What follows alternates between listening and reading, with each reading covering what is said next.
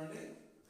ఈరోజు మేము పునర్జీవ hospital YouTube channel ద్వారా ఎలర్జీ గురించి ఇంతకు ముందు చాలా క్లియర్గా కొన్ని ఎపిసోడ్స్ వీడియో చేశాము.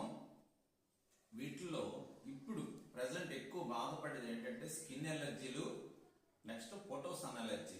స్కిన్ ఎలర్జీలు అంటే ఎండలోకి వచ్చేటప్పటికి ఒంటి మీద ర్యాషెస్ కింద రావటం, వాటర్ బాక్స్ కింద రావటం, దగ్గు, దురద, మంట వీటితో బాధపడుతుంటారు.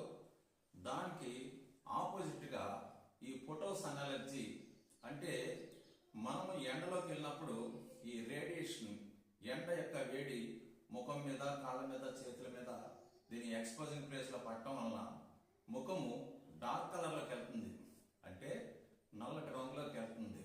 ఇది క్రమేపీ చర్మం తిక్కుబడి, అంటే చర్మం గట్టిబడి తిక్కుగా తయారవి అది పగులుతుంది. అదే స్కిన్ క్యాన్సర్.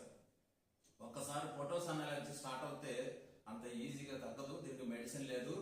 ఆయుర్వేదంలో మా దగ్గర చక్కటి మందులు ఉన్నాయి. ఫోటోసన్ ఎలర్జీ అనేది చిన్న విషయం కాదు.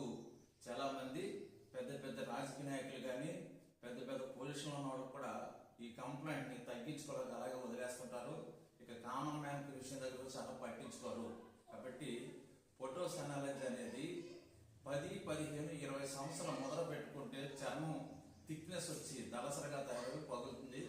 అదే స్కిన్ క్యాన్సర్. 21వ శతాబ్దం అంతా కూడా స్కిన్ క్యాన్సర్స్ మీద ఎక్కువ సమస్యలు వస్తాయని